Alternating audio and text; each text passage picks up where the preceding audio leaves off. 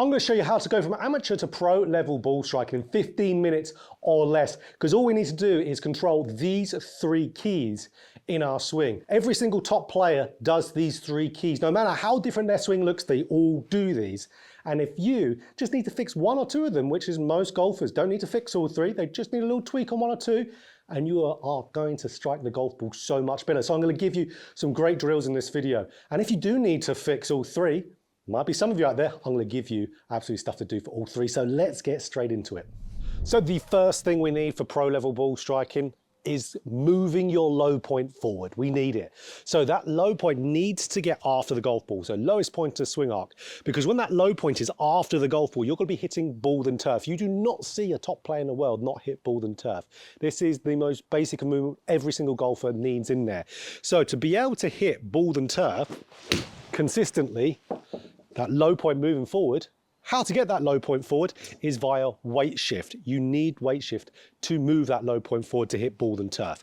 It is a huge necessity. So getting that body, that pressure, moving onto the lead side, that is going to move that low point forward. The lowest point of the swing arc is roughly around kind of like where your left pec is. So if you are moving towards that target, the lowest point is going to move alongside with that. So many golfers who struggle with fats and thin shots, they're not shifting enough. It's such a common thing. How often do you see? Just go to your golf course next to the driving range. How many golfers do you see in their finish position like this with their back foot back, terrible contact, fatten it, thinning it, just hitting it generally weak? They most likely will be a very high handicap at the same time. So we need to get that weight shifting forward. I've got a great drill to do for this. So this drill takes advantage of the subconscious. It's brilliant. It gets you shifting without you even trying and gives you a great visual when you're not doing the drill. So this is called the ball forward drill, my favorite one to teach shifting in a downswing. Teaches loads of other good things as well. So if we have the ball right at the front of the stance and then club out the middle, we've got this big gap. So to cover this big gap and hit the ball solidly, the body will have to shift forward towards the target to be able to do so, which we know that motion brings the low point after the golf ball for good quality ball and turf striking. So if I just think, okay, ball at the front, club out the middle, I just got to hit the ball. Oh, you can see I'm shifting so much forward, I'm almost losing my balance. So for vast majority of all golfers out there, need better weight shift. I sometimes might not shift as good as I could do. So that's where even professionals can work on it. So let's say you've done a bunch of that drill. Ball forward, club out the middle, body instinctively shifts to hit ball, because if you do not hit the golf ball solidly from there, you know you have not shifted enough. The subconscious will do it for you. It will think, okay, club hit ball as solidly as possible in that caveman sense, and you will strike it again a lot better. So then when you put the ball out the middle of your stance in a normal spot, like here for example with my 8-iron, I still imagine that ball is there if I'm the golfer working on this, and then you'll get that same effect. But absolutely, that was a brilliant strike by there. That was really good. So that's where, if you really struggle with weight shift, this is your bit to go. You don't have to work on all of these. Know what one of these 3 points that we're talking about today is your weakness. Work on that, and that's how you can go from amateur to pro level ball striking really quite fast. Okay, so number 2, now I'm nice in the warmth here at Tee to Green and Air in Scotland. We're going to talk about club path. So important, knowing what your club path is. So you'll see the best players in the world, they'll have a very minimal amount of curvature. So of course, we want to be striking the ball nicely, but we also want to be controlling it as well. So how we get that nice controllable club path for minimal shot curvature is ultimately knowing where we are to begin with. So let's say for someone like myself, I am normally, that one was pretty good, I'm normally slightly on the inside too much, especially with a short iron. So for me, if I'm working on my club path as an individual, and let's say I'm a little bit off, I'll be, let's say maybe one a little bit like this.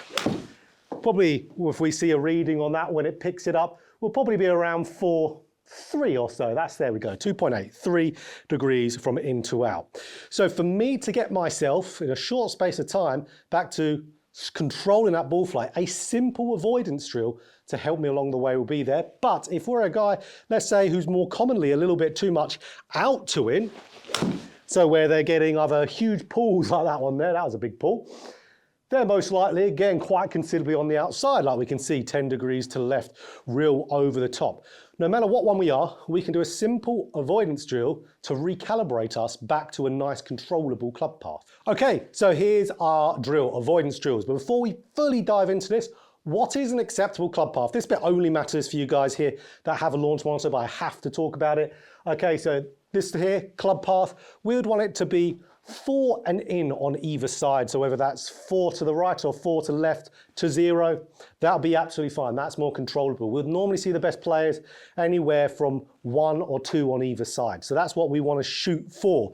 So for me, let's say who's a little bit overly on the inside, what I'd want to do is grab an avoidance drill. So we've got a swing plate here, which is brilliant for in an indoor facility. I mean, we're time of filming this video, moving into the off season. Great if you've got a little indoor practice facility. So there's a link in the description if you want to pick one of these up. If I get a little bit too dumped under, I'm going to hit the stick. So again, something very simple, but simple is always the way for us to go. We see people like Tommy Fleetwood, for example, work on something very similar to this. All I have to do is avoid this, and my club's going to work on a better path in the downswing, and we're going to be in a much better spot. Come on, fade back. Not quite, but you can see there straight away, my club path then moved to 3 to the left, where my fault can sometimes be, I'm about that on the inside. So absolutely awesome. But that's if I'm an inside player. If I'm an outside to in player, over the top, I'll just place my stick on the other side. So again, the really rule of thumb here with these avoidance drills is do a practice swing and just see if you hit it with kind of like an exaggerated movement of your fault. So like here, it's roughly a 45-degree angle, a little bit outside the ball line. It's about half a club distance away from my ball as well. So down the target or away from the target. But if I go a little bit out to in, yep, I'm going to hit it. So if I just swing underneath the stick from an over the top golfer, I'm going to be a little bit more into out. So you can see there, whew, big draw. For me, nightmare working on something like that, making my fault even worse. But that's where, if your path is a little bit out, you have too much shape, see whether you can measure it somehow, whether that's a little launch monitor, indoor facility somewhere like here, or you've got your own, and see, okay, if it's more than 4, even if it is 4, try and get it in a little bit more. Try and get it into 3 or 2, one way or the other, whatever side you're on. So and that will be how, now you can get that dispersion bringing in, and now you're going to hit better strikes and less curvature. Brilliant. Okay, so the third main key, and that is our club face control. So this is what tour players are working on constantly all the time, because it is the hardest one out of these. Certainly is for myself as a professional. So our face control, how that face is turning. So again, if our path is pretty good, but let's say our face, let's say for me is quite common, would be a little bit to the left. How was that one there? Yeah, a little bit to the left. So we can see club path pretty much smack on neutral, 0.4, but here face angle, minus 3.1. So it was more left of path, so that's why I've hit that little pull shot. So again, knowing what you need to work on, launch monitors are really good for this, knowing what one to identify. So why was that the case? And why is that the case for most players? Whether, let's say, they're kind of having it a little bit closed going through the golf ball, and quite often for players who have it a little bit open. Let's talk about the turning over the face too much. Quite often, body rotation in the downswing is quite poor. So, like for me on that one there, my rotation stalled out, my hands end went through the golf ball and closed over. Whereas if I get a little bit more turn, let's do it in a small one so you can see. So you can see there, I really over-exaggerated the turn. And now that ball doesn't want to come back, but it's still on target nicely. So that's where the better you turn, the more stable this club face is going to be through it. So for you guys out there who hit the ball left, absolutely brilliant. But for you guys who hit the ball out towards the right, quite commonly I see very simply a very weak grip. So that's where if you're hitting the ones where, again, hugely out towards the right, really hard, maybe you're the over the top guy as well, you know what to do for your path and that to move the needle.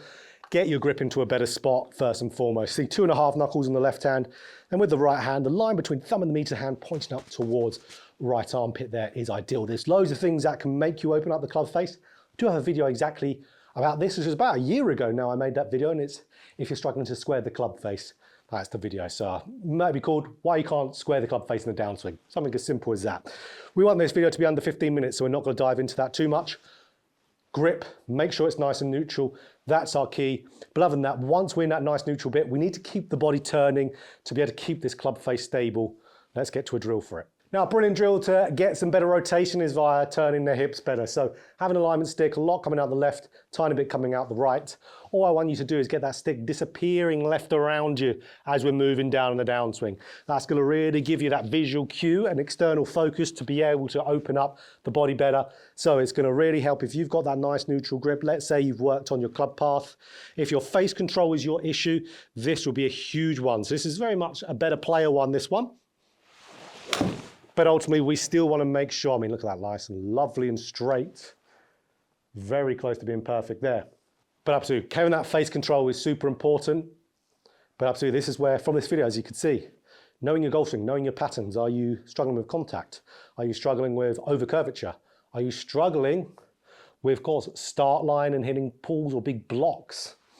Knowing that knows what part you need to nudge to move and improve to get you into a good spot. Like we said, a drill like this, getting the stick to go around you, would be a brilliant one to do if you're struggling with that face control. But what's one other good thing? If you are struggling with all three of these, let me get straight into what you can do to work on that. Now again, if you're struggling with all three, there's actually two drills you can do here. First drill we talked about today is brilliant for all three. So that ball forward drill. So ball at the front of your stance, club out the middle. One, we know that encourages you to shift, which is really good. So we know the low point benefits of that. But two, look here from down the line. If I am an over the top swinger, I'm going to swing too much on the inside of the ball. I'm going to hit it really toey. I could easily toe shank it or miss it. So if I'm swinging, let's say, and hitting that golf ball, I have to be having a much more neutral path. Again, if I am a golfer who is a little bit too much on the inside, same thing I could struggle with, hitting it a little bit toey. I'd have to really push everything out towards the right. It'll be very hard to do with that drill. And that really helps us for the path element as well. But also in regards to the rotation, which is the main thing that really stops people from having that good club face be maintained through the golf ball. Remember, rotation doesn't square a club face, it just keeps it absolutely where it is, matching with the arc. So that's where grip is really important to make sure that's in a good spot. But if I'm a golfer who has a stand-up, which would stall that body rotation, I can't possibly hit that golf ball that's that far forward in my stance with that big gap. I would miss it or top it. So I would have to stay down to hit better contact. So that's why this drill here is an absolute winner for all of those. Gives you a little Scotty Scheffler look there. Well, I barely gave that any effort and it was brilliant. Now, one really important thing to know when you do that drill and you're hitting shots, it's going to be really hard for you to do anything other than a face that goes a little bit to the left. Like that one. Why is that? Because you're hitting the ball super late on the arc. It's not because you're rotating poor.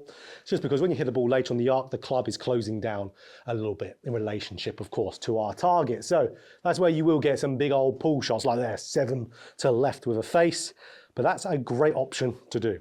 So secondly, before we run out of time, hopefully I already haven't, and that is the preset rotation drill trains all of this as well. So preset rotation drills where we get into an impact position to where we open up the hips as much as we can, open up the chest as much as we can, right shoulder is down towards the right hip to get you some good flexion, but we also have the weight 90% on the left foot, which is our weight shift. So we're pretty much getting all of those. But the path generation part of this is because the hips are more open than the chest, it's going to give you good downswing sequencing, which is one of the things that really helps the club be on a good path, lower body moving first. So it really encourages all of those. This will be great for the players, especially who struggle with the face control. And there we go, lovely shot. We can then rep that out. Again, it hits all areas, hits the club path, hits the low point control, and hits the face control elements. Oh, I didn't pick up that ball, because the ball didn't stop rolling. So, absolutely, this is how you can get to pro level ball striking. You don't need to be a pro to be able to do that. Loads of players, I've played with so many golfers who have such good level of ball striking that are like a 10 handicap. Of course, they need to work on other parts of their game. But if you tweak what area needs to be tweaked for you, you can make such fast gains so quickly. So if you enjoyed this video, click that like button for more golf instruction just like this. Hit the subscribe button, hit the bell button too to be notified anytime I put out a video. If you want a specific topic on my deep dive video, which is this video today, deep dive series, where we go into it comprehensively to get you to understand things and break them down, put that in the comment section and I'll get straight to it.